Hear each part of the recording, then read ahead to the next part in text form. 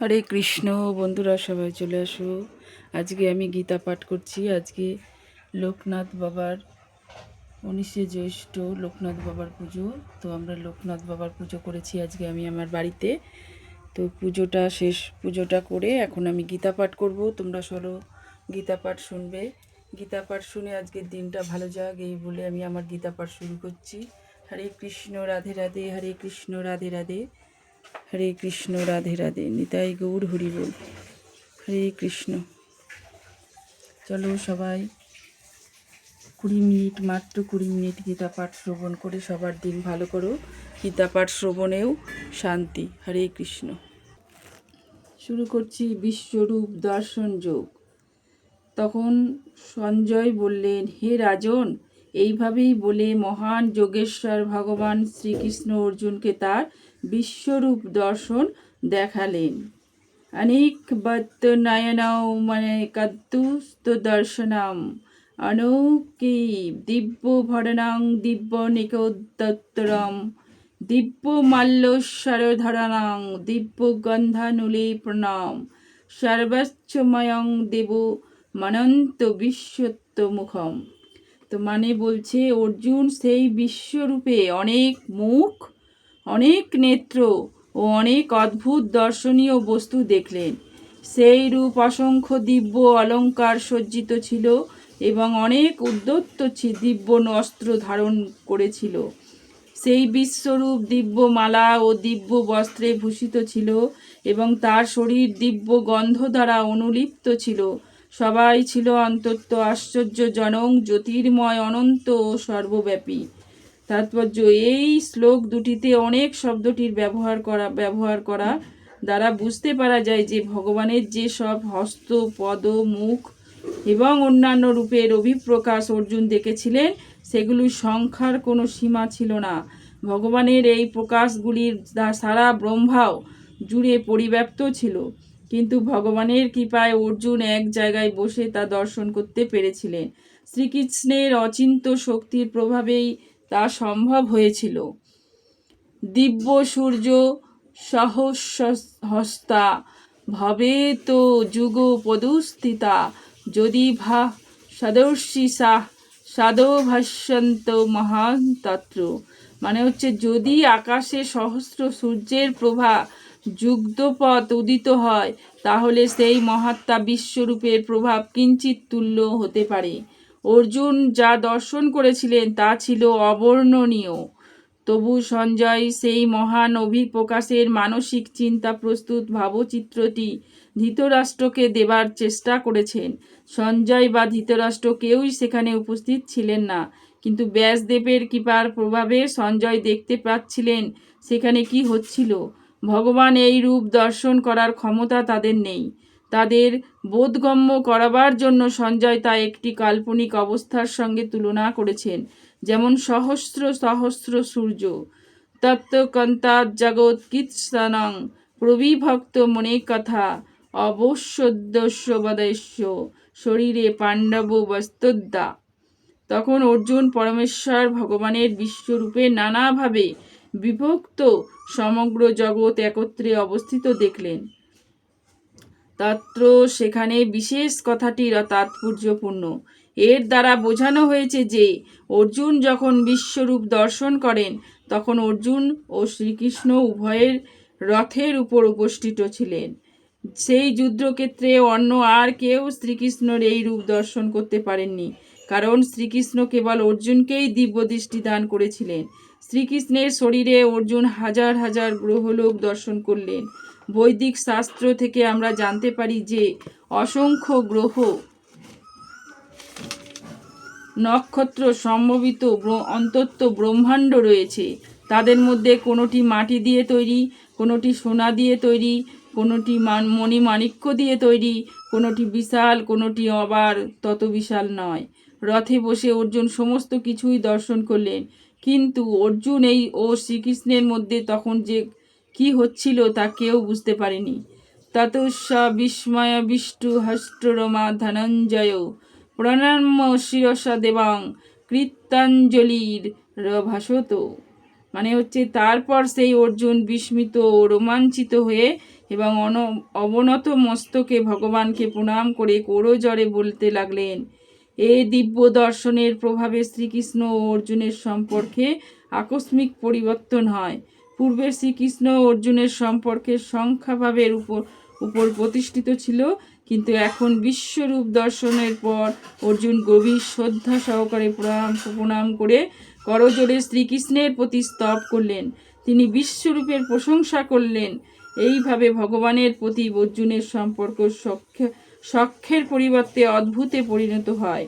মহাভাগবতেরা শ্রীকৃষ্ণের সমস্ত সম্পর্কের আধার রূপে দর্শন করেন।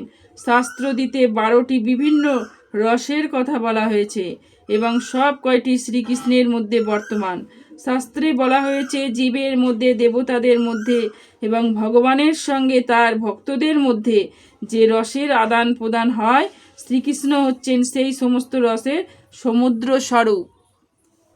এখানে অর্জুন অদ্ভুত রসের সম্পর্কের দ্বারা অনুপ্রাণিত হয়েছিলেন। স্বভাবতই অর্জুন যদিও ছিলেন খুব ধীর, স্থির ও শান্ত, তবুও এই অদ্ভুত রসের প্রভাবে তিনি আত্মহারা হয়ে পড়েন। তার শরীরে রোমাঞ্চিত হয় এবং কৃতাঞ্জলি পুটে তিনি বারবার ভগবানকে প্রণাম করতে থাকেন। অবশ্য তিনি ভীত হননি। তিনি পরমেশ্বর ভগবানের ঐশ্বর্য দর্শনে বিস্ময়িত হয়েছিলেন। ভগবানের প্রতি তার স্বাভাবিক সখ্যাভাব বিস্ময়ের দ্বারা আচ্ছাদিত হয়ে পড়ে এবং তাই তিনি এই রকম আচরণ করতে শুরু করেন। পশ্যামি, অর্জুন বলছে, পশ্যামি দেবাংস্তব দেবো দেহে সর্বাংস্ততা ভূত্ব বিশেষস্য সংহানা ব্রহ্মাণো মিশাং কমলসনস্তম ঋষিক সংশ্চ সর্বানু রঙ্গাচ্চ দিব্যানা। অর্জুন বললেন, হে দেব, তোমার দেহে দেবতাদের, বিবিধ প্রাণীদের, কমলাসনে স্থিত ব্রহ্মা, শিব, ঋষিদেব ও দিব্য সর্পদেরকে দেখেছি। ব্রহ্মাণ্ডে সব কিছুই অর্জুন দর্শন করলেন। তাই তিনি ব্রহ্মাকে দর্শন করলেন, যিনি হচ্ছেন এই ব্রহ্মাণ্ডের প্রথম সৃষ্ট জীব। তিনি দিব্য সর্পকে দর্শন করলেন, ব্রহ্মাণ্ডের নিম্ন দেশে, যার উপর গর্ভোদক কোষাই বিষ্ণু শয়ন করেন। এই সর্পসজ্জাকে বলা হয় বাসুকী। বাসুকী নামক অন্য সর্পও আছে। এইভাবে অর্জুন গর্ভোদকশায়ী বিষ্ণু থেকে শুরু করে এই ব্রহ্মাণ্ডের সর্বোচ্চ শিখরে কমলাসনে স্থিত ব্রহ্মাণ্ডকে দর্শন করলেন। অর্থাৎ তার রথের উপরে বসেই অর্জুন আদি থেকে অন্ত পর্যন্ত সব কিছুই দর্শন করলেন। পরমেশ্বর ভগবান শ্রীকৃষ্ণের কৃপার প্রভাবে কেবল তা সম্ভব হয়েছিল।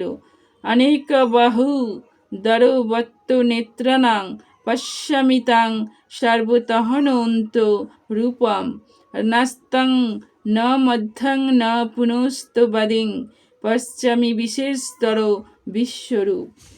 তাই বলছেন এখানে, হে বিশ্বেশ্বর, হে বিশ্বরূপ, তোমার দেহে অনেক বাহু, উদর, মুখ এবং সর্বত্র অনন্ত রূপ দেখেছি। আমি তোমার আদি, মধ্য ও অন্ত কিছুতেই দেখতে পাচ্ছি না। শ্রীকৃষ্ণ হচ্ছেন পরম পুরুষোত্তম ভগবান এবং তিনি হচ্ছেন অসীম অনন্ত। তাই তার মধ্যে সব কিছুই দর্শন করা যায়। কিরীটিনাং গদিনাং চক্রিনাং চ তেজোরাশিনাং সর্বত্র দীপ্ত মন্তব্য পশ্যামিতাং দুর্বিরীক্ষণাং সমুত্তন্দ দীপং লর্কদুত্তিম প্রয়াণম। কিরীট শোভিত, গদা ও চক্রধারী, সর্বত্র দীপ্তিমান, তেজস্পুজ্জ স্বরূপ, দুর্নিরীক্ষা প্রদীপ্তা অগ্নি ও সূর্যের মতো প্রভা বিশিষ্ট এবং অপ্রেময়ে স্বরূপ তোমাকে আমি সর্বত্রই দেখেছি। তমোখরং পরমং বেদিতাবং তমস্য বিশ্বস্য পরং নিধারণম তমোবাই শাশ্বত ধর্মগুপ্তা সনাতনস্থা পুরুষে মতে ম। তুমি পরম ব্রহ্ম এবং একমাত্র জ্ঞাতব্য, তুমি বিশ্বের পরম আশ্রয়, তুমি অব্যয় সনাতন ধর্মের রক্ষক এবং সনাতন পরম পুরুষ। এই আমার অভিমত। অনাদিমধ্যাস্ত মানন্ত বিশ্বম্য অনন্ত বাহুং শশী সূর্য নেত্তম পশ্যামিতাং দীপ্ত হতাশ ব্রক্তাং সতেশ্চা বিশ্বমিদং তপ্তম।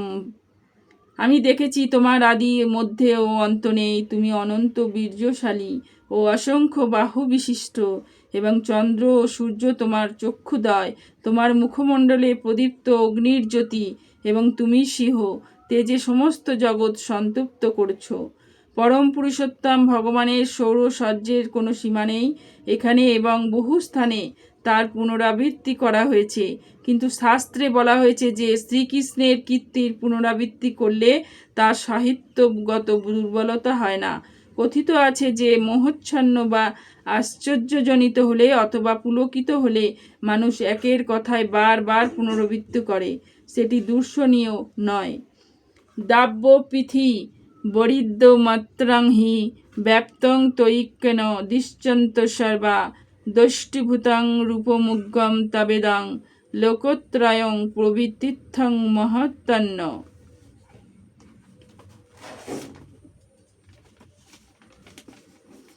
তুমি একাই স্বর্গ ও মর্ত্যের মধ্যবর্তী আন্তরিক ও দার্শনিক পরিব্যাপ্ত করে আছো।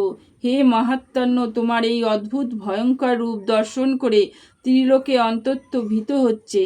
এই শ্লোকে দাব্য পৃথিব্য স্বর্গ ও মর্ত্যলোকের মধ্যবর্তী স্থান ও লোকত্রয়ম কথা দুটি বিশেষ তাৎপর্যপূর্ণ, কারণ এর থেকে প্রতীত মায়ন হয় যে কেবল অর্জুনেই ভগবানের বিশ্বরূপ দর্শন করেননি, অন্যান্য গ্রহলোকের অধিবাসীরাও তার সেই রূপ দর্শন করেছিলেন।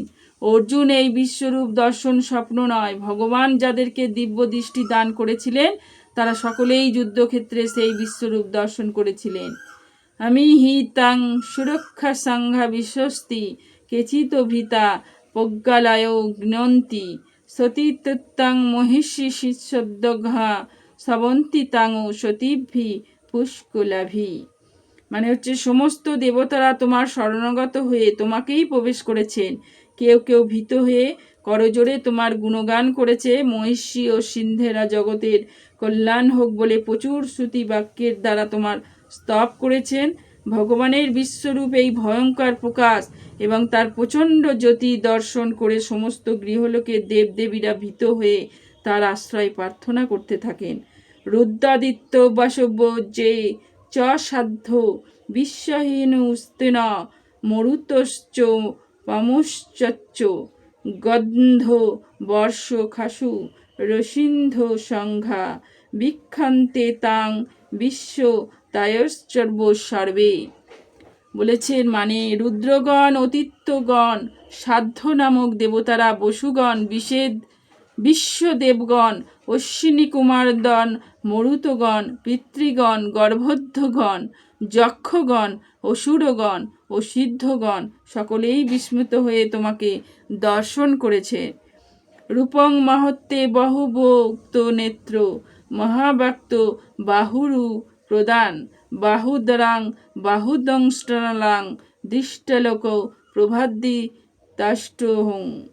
হে মহাবাহ, বহু মুখ, বহু চোখ ও বহু বাহু, বহু উরু, বহু চরণ, বহু উদর ও অসংখ্য করাল দন্ত বিশিষ্ট তোমার বিরাট রূপ দর্শন করে সমস্ত প্রাণী অন্তত ব্যথিত হচ্ছে, এবং আমিও অন্তত ব্যথিত হচ্ছি। নভ নিস্পৃং দীপং মনে কের্বণ্য ব্যত্তনাং দীপ্ত বিশাল নেত্রাং দিষ্টহিতাং পর্বতী তাং তং ধীতিন বৃত্তান্ন শ্রম চ বৃষ্ণ।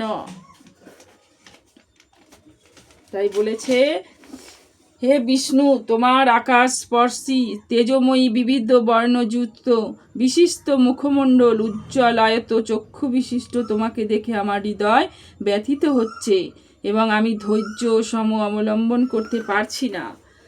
দিষ্ট করণালানি চ ত মুখানি দিষ্টবে কলানল সন্নিভানি দিশো ন জনে ন লভে চ শর্ম প্রসূত দেবেশ জগনিবাস।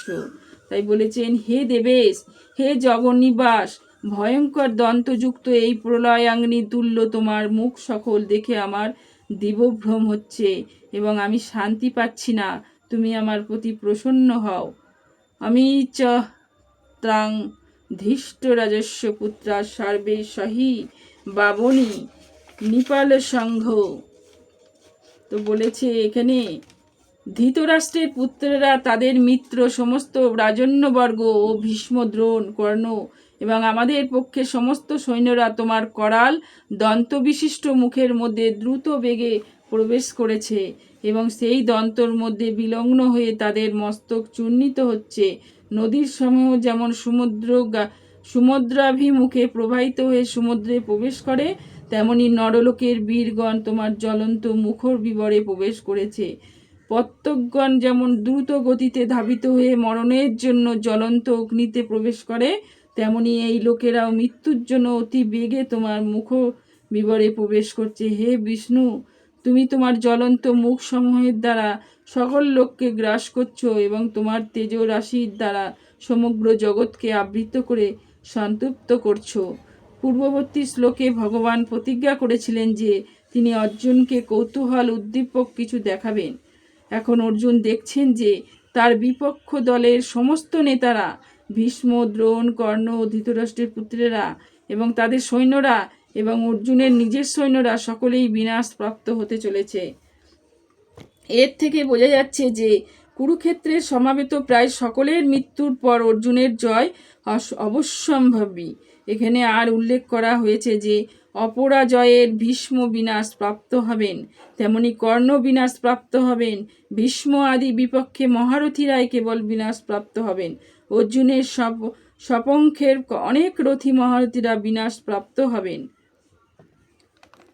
হরে কৃষ্ণ। হে ভগবান, শ্রী ভগবান বললেন, আমি লোকেঙ্খরকারী প্রবুদ্ধ কাল এবং এই সমস্ত লোকের সংহার করতে এক্ষুনি প্রবৃত্ত হয়েছি। তোমরা পাণ্ডবেরা ছাড়া উভয় পক্ষের সমস্ত যোদ্ধারাই নিহত হবে। অর্জুন যদিও জানতেন যে শ্রীকৃষ্ণ হচ্ছেন তার বন্ধু এবং পরম পুরুষোত্তম ভগবান, কিন্তু তবুও তার বিবিধ রূপ দর্শনে তিনি কিংকর্তবর্তী হয়ে পড়েন। তাই তিনি জানতে চাইলেন, এই ভয়ঙ্কর ধ্বংস সাধনকারী শক্তির প্রকৃত উদ্দেশ্য কি। বেদে বলা হয়েছে যে পরমাত্ম ভগবান সব কিছুর বিনাশ করেন। এমনকি ব্রাহ্মণদেরও কঠোপনিষদে বলা হয়েছে, কালকুনুমের সমস্ত ব্রাহ্মণ, ক্ষত্রিয় ও অন্যান্য সকলকেই পরমেশ্বর ভগবান গ্রাস করবেন। পরমেশ্বর ভগবান এই রূপ সর্বগ্রাসী দানবদের মতো এবং এখানে তিনি সবগ্রাসী কাল রূপে নিজেকে প্রকাশ করেছেন। কয়েকজন পাণ্ডব ব্যতীত হয়ে যুদ্ধক্ষেত্রে সমবেত সকলের ভগবান গ্রাস করবেন। অর্জুন যুদ্ধ করতে চাইছিলেন না। তিনি মনে করছিলেন যে যুদ্ধ না করাই ভালো হবে, তাহলে কোনো রকম নৈরাশ্য বা বিষাদের সূচনা হবে না। তার উত্তরে ভগবান বলেছিলেন, তিনি যদি যুদ্ধ নাও করেন তবুও সকলের বিনাশ হবে, কারণ সেটি হচ্ছে তার পরিকল্পনা। অর্জুন যদি যুদ্ধ থেকে বিরত হন তাহলে অন্য কোনোভাবে তাদের মৃত্যু হবে, মৃত্যু বোধ করা যাবে না। এমনকি অর্জুন যদি যুদ্ধ নাও করে তবুও মৃত্যু অবশ্যম্ভাবী। প্রকৃতপক্ষে তাদের সকলেরই মৃত্যু হয়ে গেছিল। সমগ্র সর্বগ্রাসী সংহারক পরমেশ্বর ভগবানের ইচ্ছার প্রভাবে সব কিছুই বিনাশ প্রাপ্ত হয়, সেটিই হচ্ছে প্রকৃতির নিয়ম। তন্তত্ব মুত্তিষ্ঠ যশোস লাভস্য জিতা শত্রু ভুঙ্কা রাজনাং সমৃদ্ধিব ময়ূ বৈত্য নৈহতা পূর্বমেম নিমিত্তা মাত্রং ভাব সাব্যসাচিন। অতএব তুমি যুদ্ধ করার জন্য উত্থিত হও, যশ লাভ করো এবং শত্রুদের পরাজিত করে সমৃদ্ধশালী রাজভোগ করো। আমার দ্বারা এরা পূর্বেই নিহত হয়েছে। হে সব্যসাচী, তুমি নির্মিত্ত মাত্র হও। সব্যসাচীন তাকেই বলা হয় যিনি অত্যন্ত দক্ষতার সঙ্গে যুদ্ধক্ষেত্রে তীর ছুটতে পারেন। এইভাবে অর্জুনকে সুদীক্ষ যোদ্ধা রূপে সম্বোধনা করা হয়েছে, যিনি তীর ছুঁড়ে শত্রুর সংহার করতে সমর্থ। নির্মিত্ত মাত্র হও, নিমিত্ত মাত্রাম, এই কথাটি বিশেষ তাৎপর্যপূর্ণ। এই জগতে সব কিছুই সাধিত হচ্ছে পরমেশ্বর ভগবানের ইচ্ছা অনুসারে। যারা মূর্খ, যাদের জ্ঞান নেই, তারা মনে করে যে কোনো পরিকল্পনার দ্বারা চালিত না হয়ে প্রকৃতিতে সব কিছুই ঘটে চলেছে এবং এই প্রকৃতিতে সব কিছুই যেন আকস্মিক ঘটনাচক্রে উদ্ভূত হয়েছে। আধুনিক যুগে তথাকথিত বৈজ্ঞানিকরা বলে যে হয়তো এটি এই রকম ছিল, অথবা এই রকম হলেও হতে পারে, কিন্তু আসলে হয়তো তা হতে পারে, এই রকম কোনো প্রশ্নই ওঠে না। এই জড়জগতে একটি নির্দিষ্ট পরিকল্পনা কাজ করছে।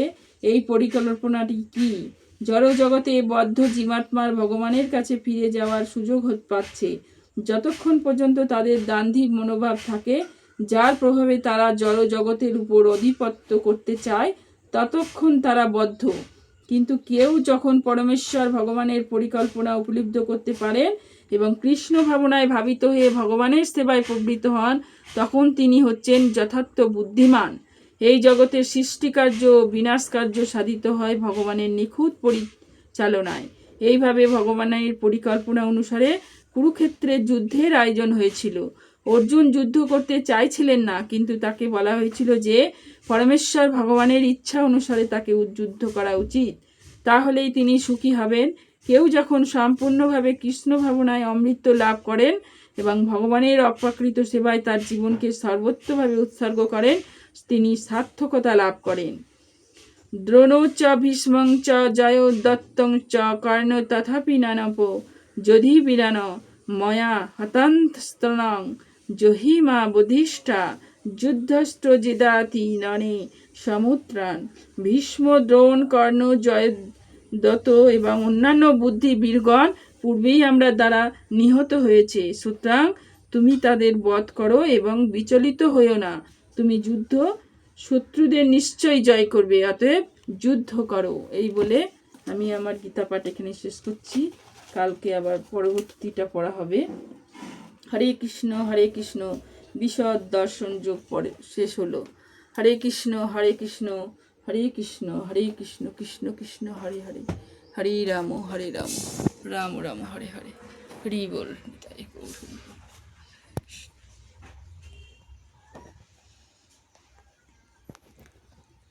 বিশ্বরূপ দর্শন ভালো লাগলে সবাই কমেন্ট করো, জানিও, এবং রাধে রাধে লিখতে ভুলো না।